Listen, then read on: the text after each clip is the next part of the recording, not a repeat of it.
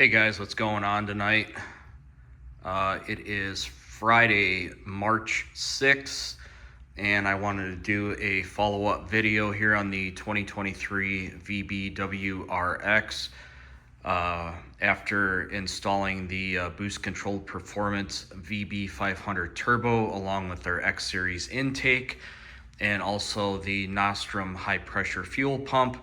It's been a couple of weeks now since I finished my E-Tune with Clark Turner. Really happy with the results and how everything came out on it. And so far, since I've completed the E-Tune, I haven't had a single issue with anything at all. No check engine lights. If you saw my previous video on the Nostrum high pressure pump, no issues with that, no oil leaking. Everything is really good. Pretty happy now with the power and torque curve on this where it's at. We did keep it turned down a bit just to try and for reliability, since the internals of the engine are all stock.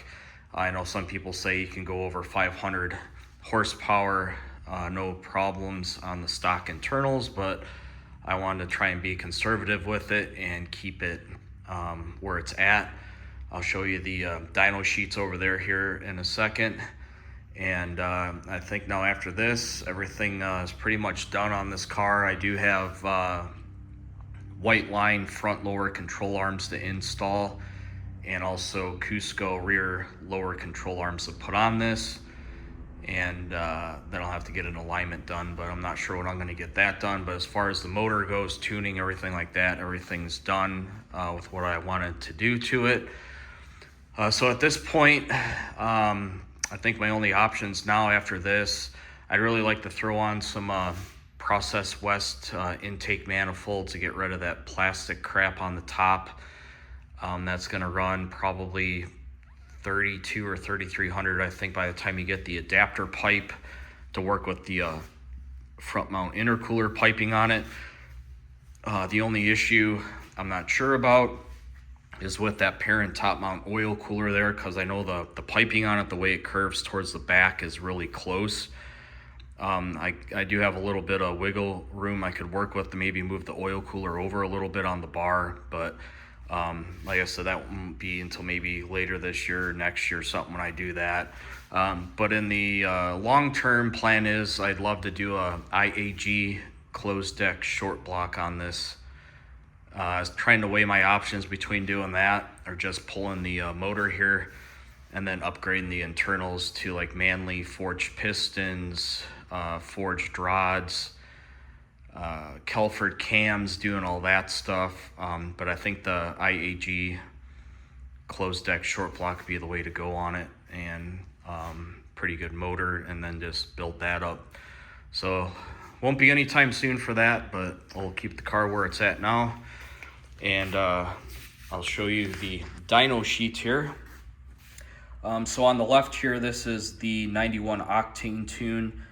As you can see, it's right at 388 wheel horsepower, 371 foot-pounds of torque.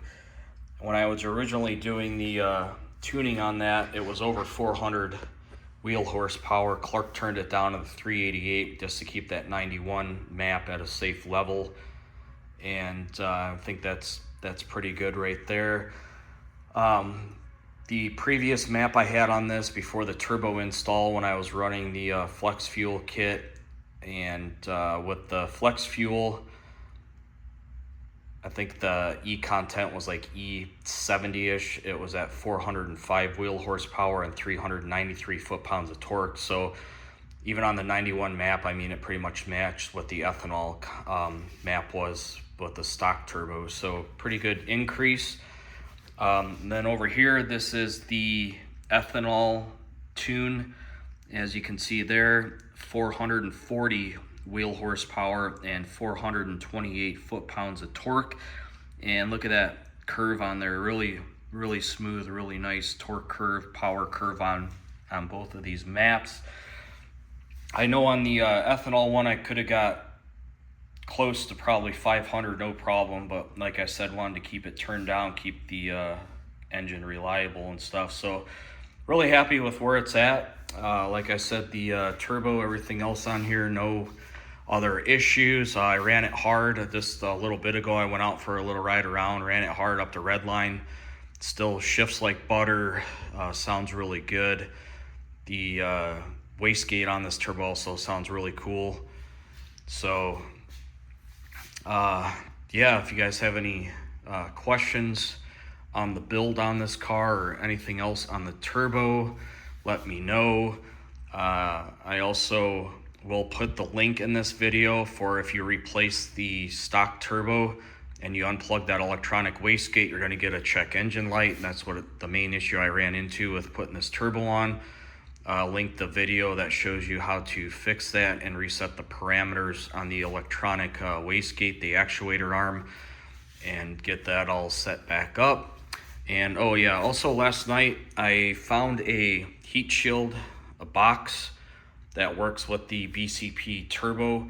I tried fitting the ETS box I had, but of course the air filter sits up too high and the box wouldn't sit down flush over the top. So I bought one from Perrin, and Smedia has a good video where Perrin has a template where you can cut a hole in the side of this box for the front mount intercooler for the piping to go through. And it's kind of hard to see, but right there. So the Perrin front mount piping is a little bit different than the ETS. The Perrin one kind of curves back farther this way and then goes through, so there is a bit of a gap in there. I might try and maybe just put some heat tape over that on both sides. But yeah, Perrin does have a template that you can put over, and then I just cut out the slot in there with a jigsaw, filed it down, put this like rubber protective piece on the sharp edge around. Then I covered the outside in the gold heat tape like I have there on that piping. I ran out of it, so I just used some of the silver heat tape there that I have on the inside of the Cybin carbon hood there. So decided to do the inside of it and then also the outside. So this fits really good. The lower part of the air filter on the back side, this touches the inside of the box just a little bit. But this is really my only option I could find that would work, because I was really wanting to find a heat shield for this, because in the summer here in Arizona it's brutal, and whatever I can do to help prevent heat soak and get all that engine heat in there. So I think this will really work good here where it's at. So basically it bolts down there, and you can't really, there's a back one there. I did have to put some little nylon spacers underneath to raise this up, because the top part of this here, it kind of, this barely touches the rubber coupler, the hose on it. Sorry, it's kind of hard to see in there, but right there. So it kind of sits on top a little bit there. I didn't want to cut it anymore on top because it was already really thin right there, so I just left it right there, and it's pretty good, and I got those sharp edges covered up, so should be good on that. But this also helps to control the airflow in the air filter, because then before, with this being open, you know, the air just goes right into the engine bay. So now it's a little bit better, I think, with that set up with the heat shield on it. So that's taken care of, and other than that, I can't really think of anything else. And I will throw the links in the description on how to reset the parameters on the electronic wastegate. If you guys have any other questions, go ahead and let me know.